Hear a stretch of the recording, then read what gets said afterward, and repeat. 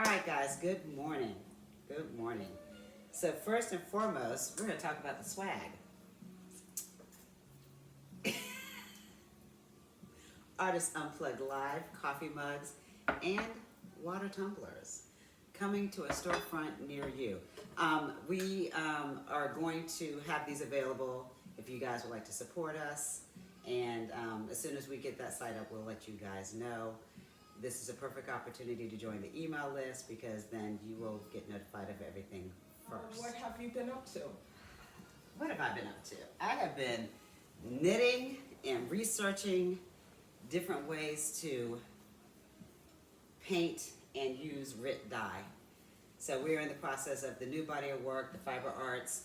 I have a particular way that I dye the pieces, but then as I was doing a couple pieces last week, I realized that the bigger pieces would not be able to use that same process because the bottles are like 0.5. Right. I'm like, that's too expensive and I'm gonna run out of paint real quick. So just really that, just been in the studio, getting acclimated to being in the studio every day, and then just, you know, Versus what? working on set, working. If you're new Right. here, I'm also a makeup artist for film and television, and so the first part of this year I was not in the studio at all because where we were shooting was not close enough to, I would have had to pass my house to go to the studio, so that just didn't happen. So now that I'm on hiatus, I'm now taking that time to be in the studio as much as possible. Plus there's several, all of a sudden there's I don't know if it's all of a sudden, but there's an influx of submissions that have due dates the end of September, beginning of October. And because I'm starting this new body of work, that's what I want to submit. So I'm trying to get those pieces done so I can submit them. Okay. So that's about it. What about you? I have been in the studio. I've been collaborating with Paul, artist who I see Paul is on live now. Hey, Paul. We've been working on an installation actually that is around the topic of trees. I've been talking about trees for the past couple of episodes. And so we're finished. And good. the tree is up. We have individual pieces that will be hung, and that'll be in a show called Southern Fruit, which will be in my studio at Murphy Rails actually on October 5th. Not exactly sure of the time. October 5th is Art Week, so there's a lot going on that week. But so that is done. And I've started again on an old piece, which is now becoming new. I was inspired by an educational video on the modern period of artists and the new school in New York. And so I'm incorporating some of that style with my old work. So looking at, and I'm gonna forget artists' names now, but I'm terrible with names. Even artists' names, I can see their face and I can see their work, but I'll forget their names. But that's something we can always add to the newsletter. Right. Yeah. And so I was working on that as well. And then, yeah, so that's what I've been up to. Okay. Yeah. So, All right, so start us off. What are we talking about today? So we're talking about creative momentum, and we went back and forth of whether it's creative momentum or creating momentum, but we went with creative momentum. And so there's this, whole theory of something that is in motion, it's easier to stay in motion, right? I don't remember what theory it is. I remember the theory, but not which name it is. And then if something is completely stopped, it takes more energy to get that thing going than if it's continually going. So that's what we're talking about today, but in the creative arena of your creativity, your working, and how do you keep it going? It's easier to keep it going. What are the strategies to keep it going? And then if you're not if it's stopped completely, how do you start again? So we're going to be discussing that today. Mm-hmm. So first off, we're going to talk about how to get creative momentum. So what are some ways that you get creative momentum? How do I get it? Yeah. And okay, so I'll admit that I am one who I lose my momentum, my creative momentum, very easily. I get easily distracted. I have a lot of things going on in my life, and it is usually that, right, okay, so Paul says it's static energy as opposed to kinetic energy, which is putting definition to what I was saying. Thank you, Paul. And so I have to be very aware of, because I have so many things going on in my world, whether it's family stuff, just how my brain works. I get distracted with other things, that I have to pay keen attention to staying active in my creative work. And it may not always be in the studio, but I need to be very conscious of getting into the studio and being in there, right? Which is one of the things of how sorry, my mic. Okay, Bella is joining in. Our co-host is joining in. And so it is, so for me, I need to, she's going over to mom. I need to, unless you've got something to say. So. I need to be keenly aware of staying in my creativity. And at versus, I'll see artists that are always, active, always at home, trying this and trying that and trying this. And that's not my way of being. I wish it were. But so I have to, I don't know if it's a woman thing too, because women can tend to have lots going on in their world. Well, we have to multitask because. Yeah. Whether it be with kids or, spouse or whatever, and I'm a person that sort of gets myself involved in things that maybe I shouldn't, which I'm working on that too. Being very selective with my time and my energy so that I'm actually doing the things that I want to do. And I want to be in my art, right? Yeah. So. Okay. What So about you? how I get it, my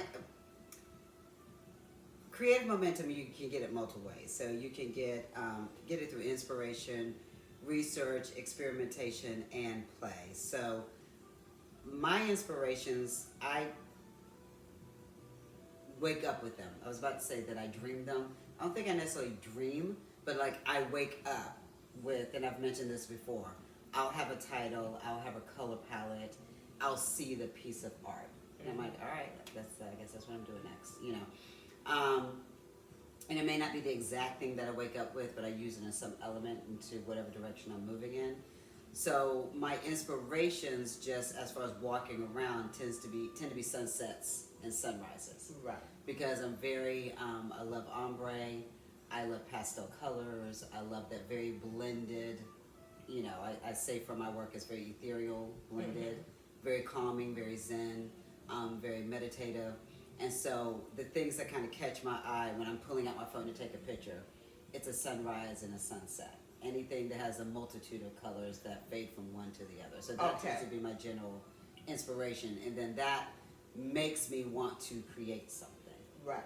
Okay, so what if you wake up one morning and that's your inspiration, but you're not going to the studio today, you're heading to work?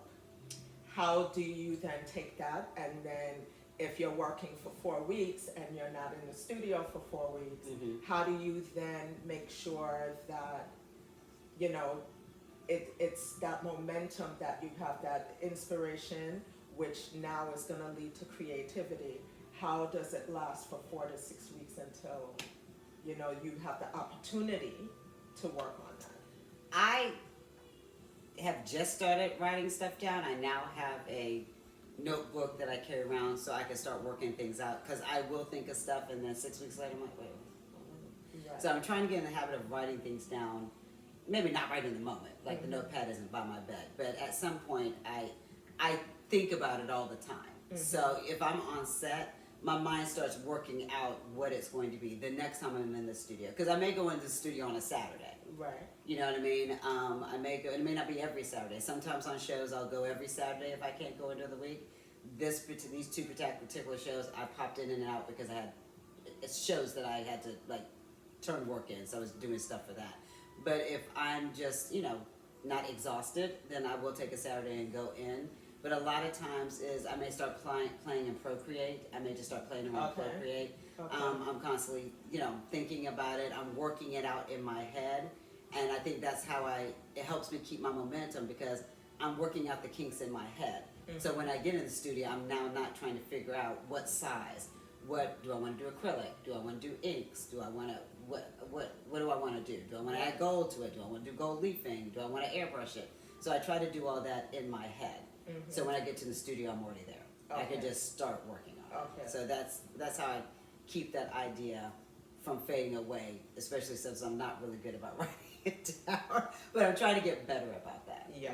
I'm trying to keep a record of not just my ideas, but as I'm working through them, swatching colors, names that pop in my head. If I don't have a title yet, I don't try to pre-do titles. If I don't wake up with the title, as I'm doing the work, it'll pop into my head at some point, and I just try to write it down, because I've done that before. I'm like, wait, that was a really good title, what was it? Right. Yeah. I'll never remember titles if I don't write it down. Miss Nicole has shared that she writes out an idea as clearly as she can, so that when she reads it back, she feels that spark of inspiration and creativity again. That's a great idea. Yeah, and to be extreme, she says, to be very detailed so that she can get excited again. And I think that's an important thing. Thank you for sharing that. Yeah, thank you for sharing that. Because excitement is part of it, right? It's part of that energy that builds up, is to be excited, and excitement now fuels the energy and fuels the work. So that's a great one, I think.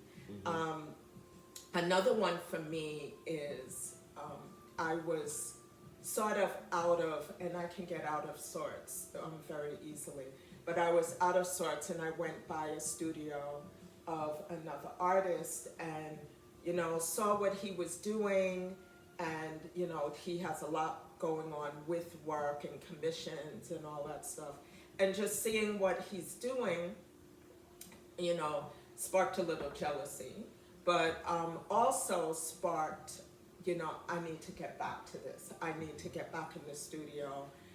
So that's another way that helps me. That's another way that helps me be engaged in my work. It's like having all these reminders around myself. So if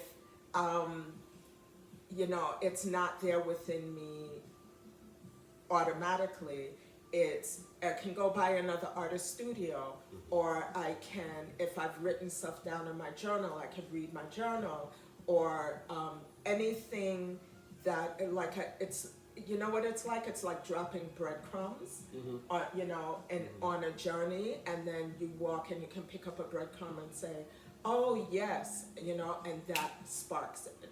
So, so that's another way as well. And I think also, you know, another point that we talked about was research. You get an idea, and I think sometimes we may like, I don't know if that's going to work, or if that's my style. I don't want to divert from what I do. I want to have my signature style. And I think sometimes even just doing the research may answer that question. And you may do the research and be like, yeah, no, that's totally not for me. And then sometimes you may not be creating momentum for you. you know, through research, you may be creating momentum for someone else. So, you know, I was researching this new material, and I think it would be really great since you work with resin. Yeah, absolutely. You know what I mean? So you're creating momentum. We still, it's just full circle. Right. You know what I mean? Because you put it out and you get it back. Because then at some point, that artist or another artist, same thing, may come back and say, hey, you know what, I was at such and such and such, and there was this fiber artist, and I saw that she used, you know, a broomstick to hold up her work while she was working. Right. You know what I mean? So you just don't know how, just overall, when you put that out, how it will come back in the sense of the creativity and moving forward. So I do think doing research, whether it's art history, whether it's a particular technique, whether it's, I know when you were doing your series on time, you were researching like time and the components of time. Right. You know what I mean? So it's not just researching necessarily certain materials, like how do I make paper, how do I dye if I can't do it with hot water. Sometimes it is those other elements of the story.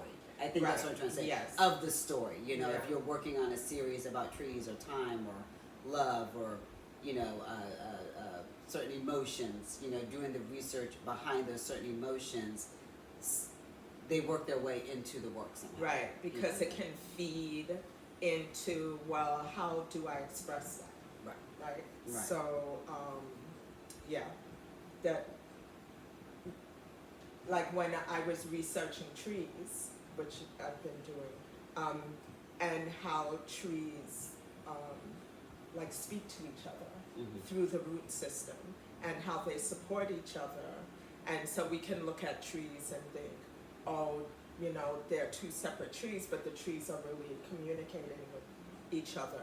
So I can then maybe take that and say, how do I want to portray that idea, or do I want to portray that idea in my work? But I think back to what you were saying in doing research on other artists and other styles. It may not be to even change your style, but it tweaks it as well, or it can tweak something or help guide you into another expression of what you're doing. And so I think that's important as well. And I think also what's really important is to never allow your thinking mind to halt your creativity.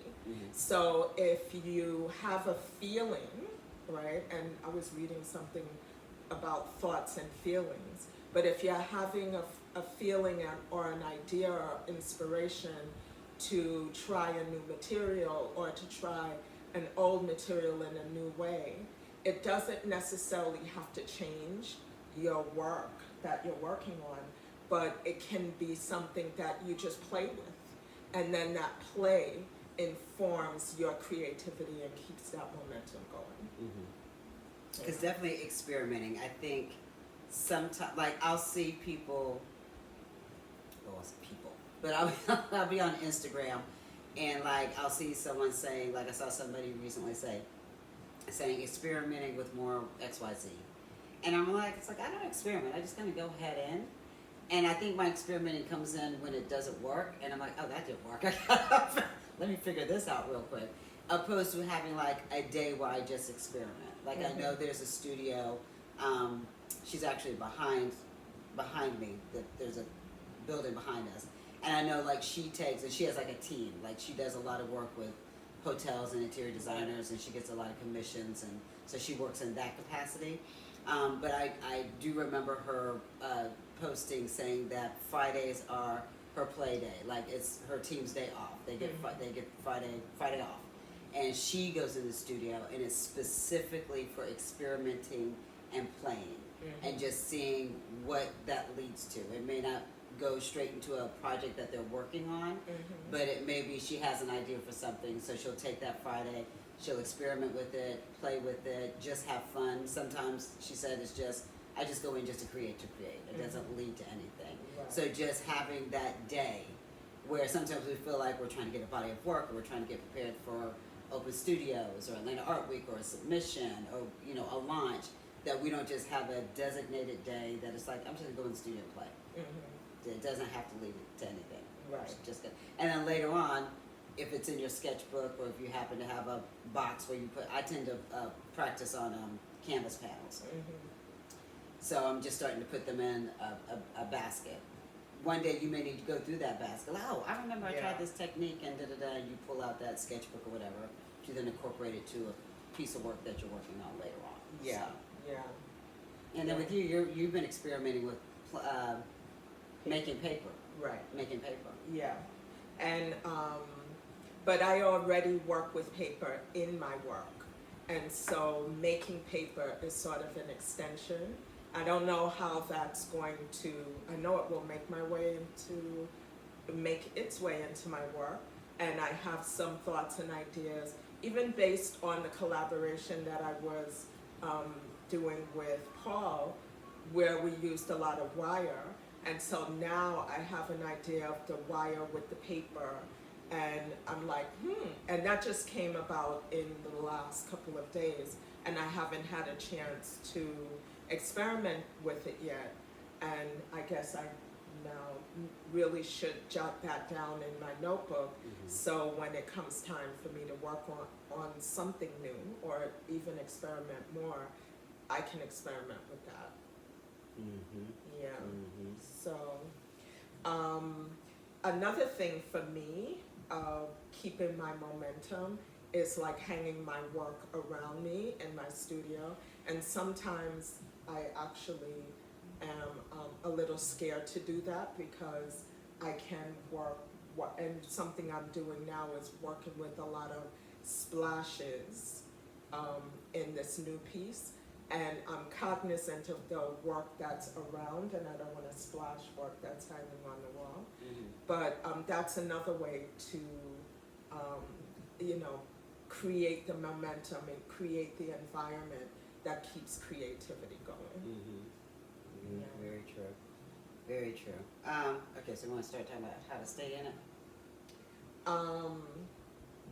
We haven't been talking about that. Well, I'm kind of going through. You took the time to make the bullet points. Yeah. Yeah.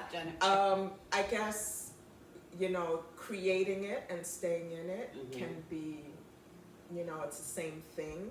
You can use the same, same techniques or same ways of creating it can help you stay in it. I think it's just easier to stay in it, I think, than it is to create it all over again. That same thing of, getting something from a starting position to, keeping it going. So, yeah, I think staying in it is an extension of starting it. Yeah. I think that especially when you have a lot going on in your life, and life be lifing. But I know with me, like sometimes I may start a series, and then I start on a show. Right.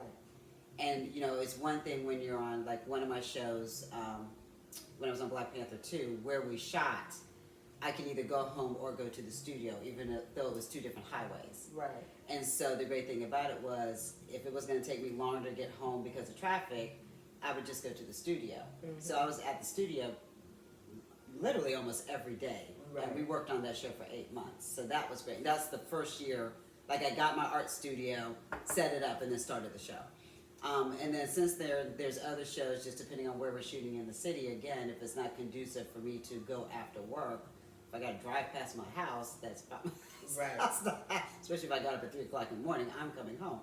So there is that idea where I do try to take the time to get into Procreate and play in Procreate, or be very clear on, okay, I'm going to the studio on Saturday, this is what I'm going to work on, because I tend to piddle.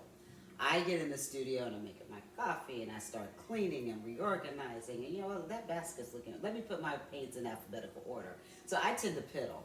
So I have to go to the place. Is that a way to avoid getting started? Possibly.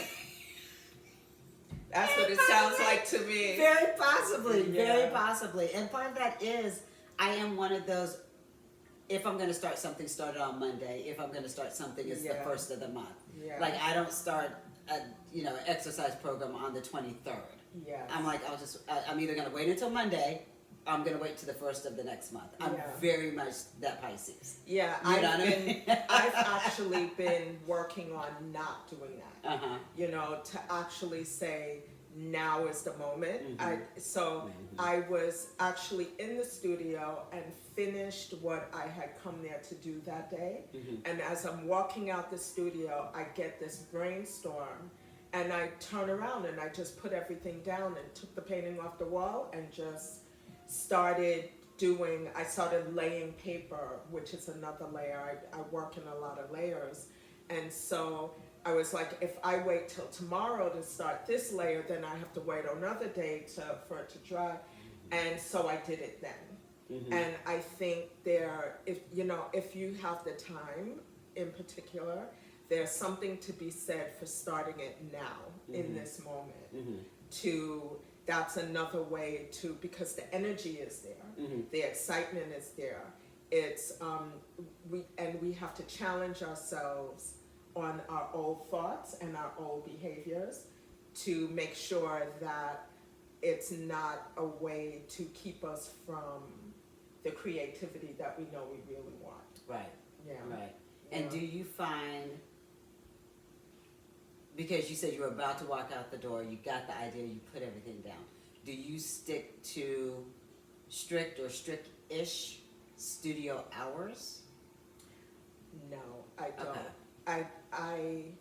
But I have made a rule that I want to go in every day, which I've broken that rule. I haven't kept that rule. But it's difficult for me to keep a rule like that because things can pop up in my life unexpectedly. Right. However, when I am there, it's like, okay, this is the block of time. I can't, even if I finish working, I can't leave until that block of time is done. So even if I sit on the couch and put up my feet and scroll through a magazine or listen to a YouTube video on art or anything like that, so that I'm staying in that environment. So if you say, okay, today is 10 to 4, and you go in and you get done at noon, you're staying until 4 regardless. I would never say 10 to 4. That's the first part, right? But yes, hypothetically, if I said 10 to 4, I would stay 10 to 4. Okay. Yeah. So do you do more so, I'm going in the studio for 4 hours? Yes. And then if you get done in 2 hours, right, you still stay the other 2 hours. 2 hours. Got you. And so I tend to also have many projects. I don't have many projects going on right now, but I tend to have many projects going on because this, something may be, I may only need to work on this for 2 hours, while it dries, because I'm working in oil and oil sticks and stuff like that. So then I move on to the next project that I can take that a little further, and then another project. So I'll tend to have months where I have no finished product, and then I come into a period where this is finishing, this is finishing, this is finishing, this is finishing, and then I have a whole bunch of stuff finished. Gotcha. Yeah. And I'm trying to get more into doing multiple projects, because it's one of those things, again, as you're like, you see somebody in the studio and they have all these things going on, and I'm like, all right, my studio is really nice and clean, and I've got one thing going on. I was just thinking about that this week, because she created a video this week for, and I was like, her studio is so clean. I mean, if you see my studio, right now it is in upheaval because things are going on. But, there's paper on the floor over here with splashes of paint, and I try to keep my wall clean. So the cleanest I can do is to hang paper and then hang my work so that any splashes, so I saw somebody the other day, she had plastic. Right, so at least the wall can stay clean, Yeah. so that when I take you know, if I want to hang work now, Mm-hmm. because that will irritate me. Mm-hmm. It'll irritate me to have a messy wall Mm-hmm. when I'm trying to make something look clean. Mm-hmm. But when I'm in the process of working, I'm not caring Right. about. So I have to think about that first, Mm-hmm. so that I'm not irritated Later by on. later Yeah, on. and I have Yeah. one work wall. Like I work, Yeah. because the way I have my supplies, I have one Mhm. work wall. And to that, my studio is so clean because I had not been in there for so long. So I like my first day back in the studio, I specifically I took the time to sweep and clean and reorganize and things Yeah. like that. And I think part of that is also when I got my studio, I had a studio mate, and she works in creative chaos. Yeah. So there was always people in there, things would be all over the place, and I think that's probably some subconscious, Right. I did that for 2 years. Oh, I can't, yeah. I can't work like that. Yeah. And I don't work in chaos, like in my makeup station, if I look down and see one too many tissues, I stop in the middle of makeup and straighten Okay. my station up. So that's just, So that's just me. you would consider my studio space chaotic. No, I've Yeah, been in no, your studio. You've been in my studio after I've cleaned it so that people can come into my studio, right? You haven't been in my studio which is the way it looks most of the time, in the middle of work. Yeah, like my workspace is like a mess, and there's bottles and, you know, paint and, you know, paint tubes here. And, you know, there is a space that is a little, organized. Mm-hmm. You know, storage is organized. Mm-hmm. But what I'm working on is and then when I come to an end of a project, I'll clean it. I'll put all the paints away. I'll, you know, tear off and get clean brown paper, and then it looks, but if you saw my studio now, you would turn around and walk out. So I'm gonna have to pop up on her sometime. I'm outside, let me in. Because I want to see this. But I appreciate it when I see people's studios like that. I'm not judgy like, oh my God, you need a clean studio. Yeah. I appreciate it because I can see the creative process and what's going on in the studio. Yeah. And so I do want to get to a point where I am working on multiple projects, because I also know my timelines when I am trying to submit something, or when something pops up and I'm like, ooh, I want to submit to that and I don't have anything prepared. Right. So I do want to get to the point of doing that. The great thing about it is with Fiber Arts, I can knit at home. Yeah. So now I've got knitting and crochet needles at the studio, knitting, crochet, I have matching kits. Yeah. I did that the other day because I've been knitting for so many years, crocheting for many years. I have multiple sizes of needles. So I'm like, well, let's split this up. Yeah. So if it's a day that I don't go to the studio, I can still work on art. I can sit on the couch. It's meditative for me. So I'll sit Right. and I'll knit. Right. And it's still relaxing, even though the end product is going towards, you know, a collection. Yeah. So that's one way of me working in multiple projects. But I do want to get to that point where I'm like, Oh, okay. I'm gonna have to call you. It's like, okay, come to studio now. Go. It's in chaos. So I see Cheryl shared carpe diem, and I have to say, I'm not quite sure what carpe diem means. So if you can just type in there what, I know it was referring to something that we spoke about a little earlier, but I think it could possibly be interesting to, you know, you shared it. I would Yeah, like to know please. what you mean. Now I will say, last night, since we're talking about how to stay in it, and we kind of talked about this last night. We went to an art opening last night, which we have to go back to because there was 10 billion people there. No, when she said, and I didn't realize this till I walked in the front door. Mm-hmm. The line went completely around the building. So when I had never been there before, so when I walked up, I walked down 2 parts of the line. And where I got online was actually like maybe 5 feet from the front door. So I was on a line all the way to the end of the building, around the back, then by the side, and then I went in through the front door. And if I had known that that was the line before, I may have said to you, I'll see you another time, right? And it didn't take that long. It didn't. But It didn't. Yeah. Because you weren't too far behind me. No, but she wasn't there yet, right? She's like, oh, you weren't too far behind me. So I'm online, and I'm getting ready to go in the door, and then another friend of ours met, she called me. I was like, come, and she was at the end of the line, and I was now almost getting ready to go in. And I'm like, well, where are you? You said you were leaving home in 5 minutes. Oh, I'm inside, right? Because she found, she had another friend who was all the way up in the line. She's like, oh, I'm inside. I'm waiting for you. So what had happened was, I had a friend who, I live literally down the street. Like it's it's 5 to 8 minutes from my house. And Sharon lives not too far from me. But this other friend got there early. We all kind of said 6:30. She actually made it there like a 6:38. But she was at my house earlier in the day and left her rings. So when I got, of course, not getting there yet, not knowing that there was a line wrapped around the building. So when Sharon gets there, she's like, the line is wrapped around the building. I said, okay. So I knew that I was going to find Tati to give her rings, but I'm not thinking that Tati was where she was, because when you text me, she had gotten there maybe 10 minutes before you. So I'm thinking that's a big difference. Yeah, I'm thinking y'all were in proximity of each other. Like there might have been 10 people in between the two of them. So I get there and I call Tati. I'm like, where are you? She goes, oh, I'm up by the door. I'm like, what door?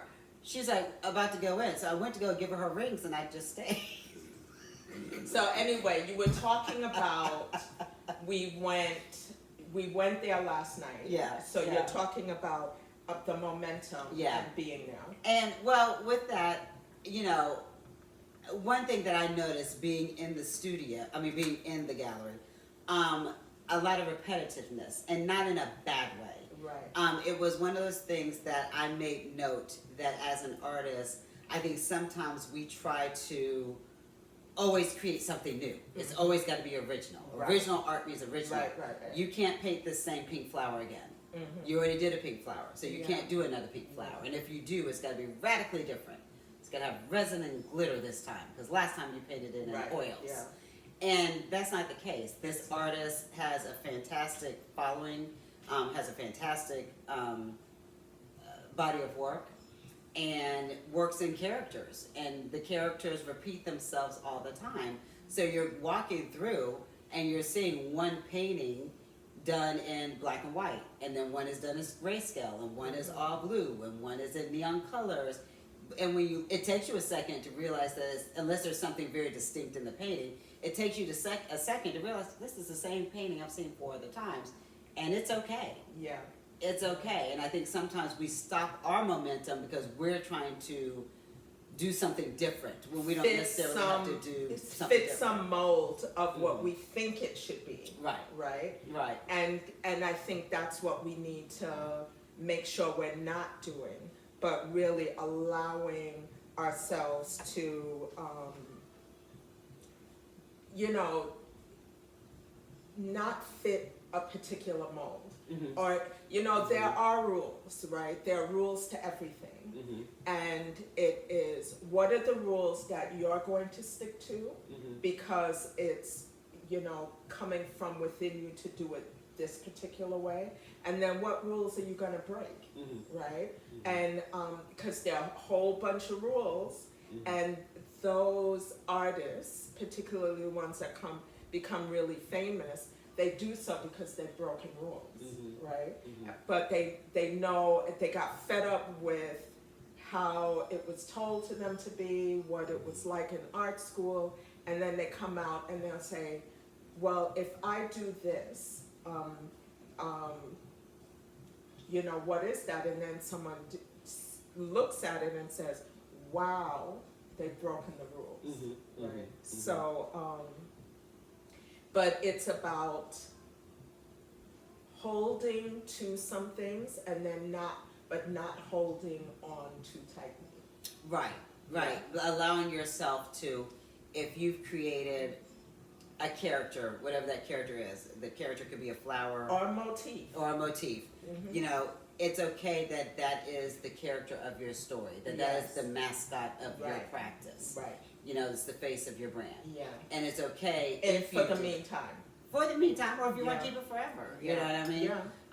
If you know, if you want to take that one character and manipulate it different ways throughout your 50-year, career of art, then that may be your challenge. Your challenge is, how do I take this and do it different ways? This element is always in my, there's a young lady in Australia. She always has a bee. Yes. Because part of her, her sales go to wildlife conservation. Right. You may or may not see the bee, but every piece of work that she does, there's a bee somewhere in there. Even if it's just black and yellow, there's a bee somewhere in her work. You know what I mean? Yeah. And so it is that idea of not stopping yourself because you're trying to sit around and think of the next new original thing. You know what I mean? When it can be the same thing, just remixed. Yeah. So. So, Cheryl shared, Carpe Diem is seize the day. And Okay. I guess that was when I was talking about putting my stuff down and Going back working in. with my energy then. Mm-hmm. And it's a Latin phrase. Mm-hmm. And she went to Webster. Thank you, Cheryl. Carpe diem is the enjoyment of the pleasures of the moment without concern for the future. Mm-hmm. And I love that, right? So it wasn't about, it was not so much about, okay, I'll wait until tomorrow because I've got something to do this afternoon. And that's me sometimes. I'm so busy to leave the studio. I'm like, what? You're going home to sit on the couch. Unless you really need that time and space to sit on the couch. Right. So that's there too. But, it's also, I think, to be really honest with yourself. Again, we come back to, I'll speak to me, am I avoiding something for some reason? Or is this something that that's really sort of like important for me to pay attention to. And especially I guess it can strike artists at any time during their career based on, because we're human and we have these human foibles and conditions that we always have to pay attention to. What are we doing? Why are we doing it? And what are we paying attention to? And what is our intention? Right? So I think that we could have a discussion on that. All on its own. All on its own. Yeah. So now losing momentum. When you lose your momentum, do you lose momentum? I do all the time. And when you do, yeah, how do you get it back? Okay, I will lose momentum if if I get in my head and I'm thinking how I haven't gotten as far as I would like and this piece isn't turning out the way I want it to, and judging, for example, a commission piece, what'll really get in my way? Judging this piece or trying to think, will the person like what I'm doing? And that's, I had that I did a commission piece that took me a year to finish. And I was judging it, will she like it, and then she got it and she's like, oh my God, it's beautiful, you're such a great artist. And, meanwhile in my head, I'm like, it's not this and it's not that and that's enough. That is a stealer of time, a stealer of confidence, and definitely can break your momentum. I'm like that sometimes with makeup. Sometimes I'll do somebody's makeup. I'm never going to see somebody on camera looking horrible, ever. However, there are times where I'm looking at it and it looks good, it looks great, and I'm looking at it and I'm like, okay, and they're, oh my goodness, my makeup has never looked the best, and and I'm like, all right. Yeah.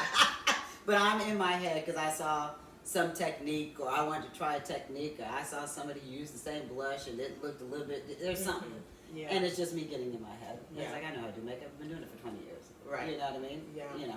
So I think it's the same with, when it comes to, I think I lose my momentum when I feel like I've had enough of a period of time to create something and nothing's been creative. So that was one of the things that I had to like work my way through getting back in the studio because, we had the 2 strikes last year. Yeah. So basically, the film industry shut down for 8 months. In my head, I feel like you had every opportunity to go to the studio every single day. Why do you have nothing created? Why have you missed X amount of submissions and this, that, and the other? Mm-hmm. Because you had plenty of time. You weren't on set. Yeah. You had plenty of time to do it. And I did, holiday wise, I did get things done. But that was something getting back into this studio and transitioning into this new body of work of, okay, now make sure you don't waste time. Make sure you take opportunity. You're on hiatus. You don't when the next call's gonna come through. Because I could plan to be off unless I just simply say I am taking 3 months off. Usually I just go with the flow. You know what I mean? And someone texts and say, hey, are you available? I'm like, yeah, I'm available, and I may be on a show for 6 months. Yeah. So I'm always keeping in mind that unless I do a hard, I'm taking X amount of time off, there's always opportunity that I can get a call. And so I lose my momentum when I feel like I have not used my time wisely. Yeah. Which is why I'm so hard on myself about piddling. Yeah. Because then I feel like I'm wasting precious time. You're right. You know what I mean? Yeah, I do. And I mean, this could be, I have a lot that I could say about that, but I was having a discussion with someone yesterday about this, that will say, and I have said, like for example, in maybe 2 episodes ago, I said, I'm applying to 2 art calls a week, right? That lasted maybe 2 weeks. And then other things came up and things like that, and I'm now getting back to art calls. But the way we operate, and I say we as a collective, as human beings, it takes us a while to build our momentum into a new thing that we say that we're doing. So, for example, I could say I'm doing 2 art calls a week. My intention really is to do more art calls, and then I make this rule that it has to be 2 art calls a week. And then I don't do 2 art calls a week, so I have a choice at this point of, am I gonna be really hard on myself? And, I've wasted time, all this time passed, and I didn't do it.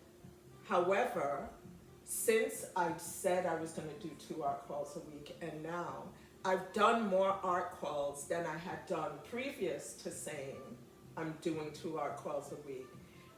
But if I'm too hard on myself and looking at the rule that I didn't stick to, the 2 art calls a week, I'll miss the fact that I have done more art calls than I had ever done before. Even prior to doing the rule. Prior to doing the rule. So prior to doing the rule, you weren't doing any art calls. Exactly. You made the rule, and even though you're not sticking to the rule, you're still applying to more art calls. Exactly. Even though it's not the 2 times a week. Exactly. Yeah. And so I think we need to pay attention to what we're paying attention to. Are we looking at how we miss? And this is what we had said yesterday. We always say, shoot for the stars. You may not make the stars, but you'll land on the moon, right? And then, but that's what we do. We shoot for, I'm gonna be in the studio every day, right? And we don't do, I'm in the studio every day, but we've been in the studio more than we would have done, right? So it's really important for us to say, to pay attention to what we have done, not just to what we haven't. Right. Yeah. Right. And that's, one of the notes that we had put down, we had talked about as even simply doing like your CV. If you've never done your CV, which I hadn't done until I had to do a submission, and I kind of was like rolling around my head, like, I don't think I have a CV. I haven't done enough, And, I started looking at other artists and looking at their CVs, and, of course, career denotes, how much you've done. So, I still did the CV because I wanted to submit. I had no choice. It wasn't an option. And then once I did the CV, I'm like, okay, it doesn't look as sparse as I thought. So if you haven't done your CV, do it, just so you can see what you have accomplished. And then if you have that list of things that, and we'll talk about this in another episode, in our December episode, it'll fit perfect. But if you have a list of things, like I want to submit to these particular galleries, I want to submit to this particular show that happens every year, or competition, that way you can start seeing, like, okay, I am being productive because here's the 10 things that I want to do, and I can cross off 3 of them. You know, so that is also, you know, a great way to, you know, stay in alignment with what you were saying and not beating yourself up about a rule that you've put in place. Right. You know, I'm loving the idea of having a day to just play and experiment, and maybe that day needs to also include the admin work. You know, on Monday is you know, a free day, and during that free day I experiment on this technique, I play just to play, and let me go ahead and do this call to art, or let me spend 30 minutes online looking for call to arts. Yeah. You know what I mean? And then that way, the other days that you're in the studio, you know, like, oh, I meant to do that call to art, and let me get this paint down so it can dry, and I'll do it while it's drying. You just have a day designated to do that. You know what I mean? So when I plan my week, I think I'm gonna incorporate that and report back and let you know. Let you know how that works. How that goes. Yeah. So we're coming to the end of our live. Yes. We are. We have 4 minutes. Yeah. So I had said this quote to, shared this quote with Lay'Na, and I didn't remember it completely, but I went and I looked it up. So Eckhart Tolle says, in The Power of Now, he's at the dedication, you know, one of those entry pages. He says, you are here to enable the divine purpose of the universe to unfold. That is how important you are. And I'll add, that's how important your art is. That's how important anything that you're called to do is so important, because it came to you for you to do. So it's like, you know, how dare you not do it, right? It's so that is something to help with momentum, to help get you started, is to just get started with it. Know that it's important for you to do. So, and I see Cheryl asked the question, what is a CV? It's like a resume. Curriculum vitae is what it actually, I hope I'm pronouncing it correctly. It sounds right. That it is, and I have one just for art. And so it is, you know, whatever art education, I didn't have, you know, formal, but workshops, what shows you've been in, what festivals, collaborations, if you've done any public art, all things like that. Open studios, all things like that. And if you need to create one and you're starting from scratch, look at what other artists have done. It's usually on their website, or that's how you can find it. So thank you for asking that question, because sometimes we say things and we don't realize that, you know, it needs an explanation. And with that being said, this is the perfect opportunity for you to join the email list. Make sure you join the community, follow us on social. The YouTube channel is where you can watch the replays. And make sure you sign up for the email list. The email list is our newsletter, so it's not just random emails.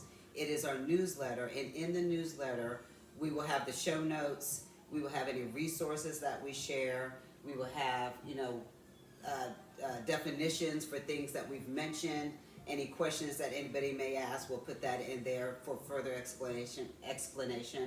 Examples, like I don't mind putting my CV in the newsletter so you can see what one looks like, as well as, you know, your own research. And then, you know, anything else that we mentioned during the show. So really the newsletter is your resource guide to anything that we talk about in the episode. So please make sure that you go to the link in bio, and when you do, the form is actually in the bio, or you can DM us your email list and we'll add you to it. So please do that. Yeah. And thank you for being a part of our community. Absolutely. Another way you can create momentum is by joining us each month and joining in on the conversation. So thank you for joining us. We are so grateful that you're here. And we hope to see you next time, which will be October 19th. And I don't remember what our topic is. We didn't come up with a formal topic. Right. That's why I didn't put it down, because we didn't come up with a formal title. But it's going to be good. It will be. It's going to be good. And also, don't wait to come see us October 19th. Make sure you're engaging with us on social. So Yes, make sure true. you are liking, commenting. You can now comment on stories. So when you see a story, if you look down by the on the left-hand side, there's the comment thing, and you can now comment on stories as well as in the feed. So make sure you're liking, you're commenting, you're sharing any posts that strike with you that you may share with another artist. Yeah. That helps build the community as well. Yeah. So thanks again, and we'll see you next time. Or we'll see you During the on week. Insta, Right. on TikTok, on YouTube. Yes, definitely. All right. You all have a great rest of the month and enjoy the rest of your day.